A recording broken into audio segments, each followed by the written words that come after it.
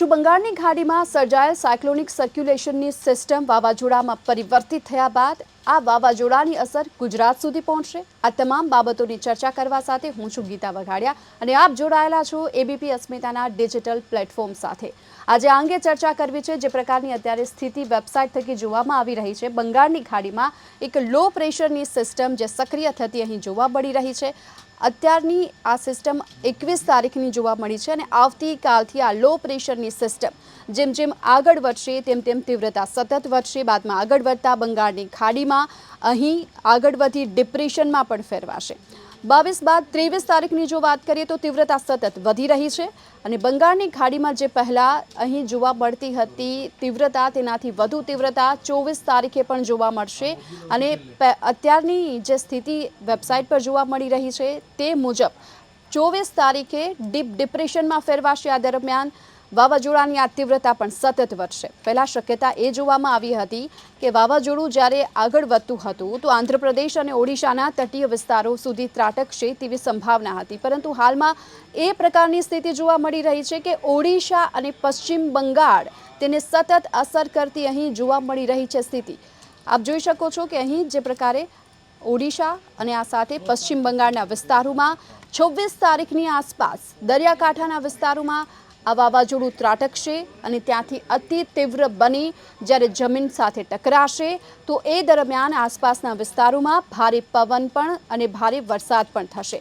પરંતુ પશ્ચિમ બંગાળની સાથોસાથ તેની અસર જોવા મળશે અહીં ઢાકા બાંગ્લાદેશની આસપાસ પણ 27 થી 28 તારીખની આસપાસ જ્યારે આગળ વધશે આ વાવાઝોડું તો આગળ વધવાની જગ્યા પર પશ્ચિમ બંગાળથી થોડું ડાયવર્ટ થઈ અને બાંગ્લાદેશ સુધી થશે અને જ્યારે જમીન પર ટકરાશે તો એની આ પ્રકારની સ્થિતિ હતી।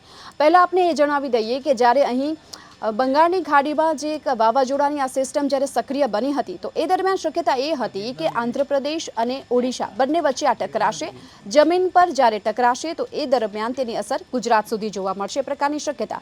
પરંતુ હાલની આ સ્થિતિ જોવા મળી રહી છે કે સીધું જ બંગાળની ખાડીમાં જે એક સાયક્લોનિક સ્ટ્રોમ ઊભું થયું છે જ્યારે ડિપ્રેશનમાં ફેરવાશે તો સીધું અહીંથી બાંગ્લાદેશ કોલકાતા સુધી પણ અહીં જોવા મળી શકે છે તેની અસર, એટલે કે પશ્ચિમ બંગાળ અને કોલકાતા બંનેની વચ્ચેના દરિયાકાંઠાના વિસ્તારોમાં અહીં ટકરાશે અને તેની અસર ગુજરાતમાં નહીં જોવા પડે।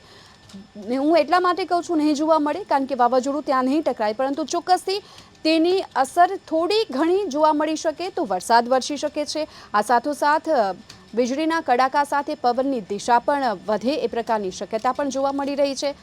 જે 30 થી લઈ 31 તારીખની અંદર જ્યારે આ વાવાઝોડું અહીંથી પસાર થશે તો એ દરમિયાન એ શક્યતા જોવામાં આવી રહી છે કે ભારે પવન સાથે વરસાદ અને વીજળી પણ ત્રાટકી શકે છે। આસપાસના વિસ્તારોમાં જે આપ જુઓ છો તો ભારે પવન અહીં ફૂંકાઈ શકે છે।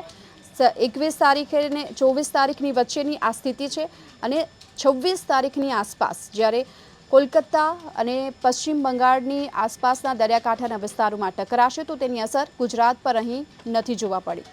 આ એટલા માટે પહેલાં શક્યતા એ પ્રકારની જોવામાં આવી હતી કે જ્યારે ઓડિશા અને આંધ્રપ્રદેશની વચ્ચે આ વાવાઝોડું જ્યારે પસાર થશે તો એ દરમિયાન એ જમીન પર જ્યારે ટકરાશે તો તેની અસર સીધા ગુજરાત મહારાષ્ટ્ર સુધી પડશે।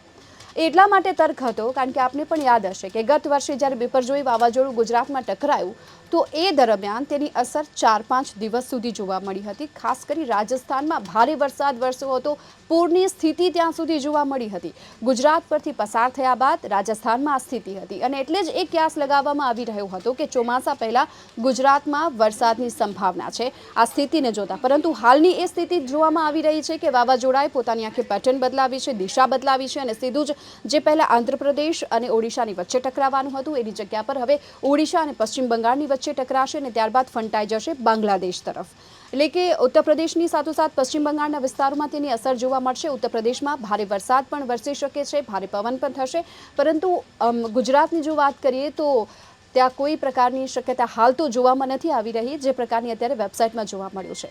સાથોસાથ આપને એ પણ જણાવી દઈએ કે એક તરફ જ્યારે ચોમાસું છે 31 મેની આસપાસ કેરળમાં પહોંચશે એ પ્રકારની શક્યતા અને 15 તારીખ બાદ એટલે કે 15 જૂનની આસપાસ ગુજરાતમાં પણ ચોમાસા બેસે તેવી શક્યતા હતી, પરંતુ હાલ તો એવી કોઈ શક્યતા નથી જોવામાં આવી રહી કે વહેલો વરસાદ વરસશે। ચોમાસાની ચોક્કસથી રાહ જોવી પડશે।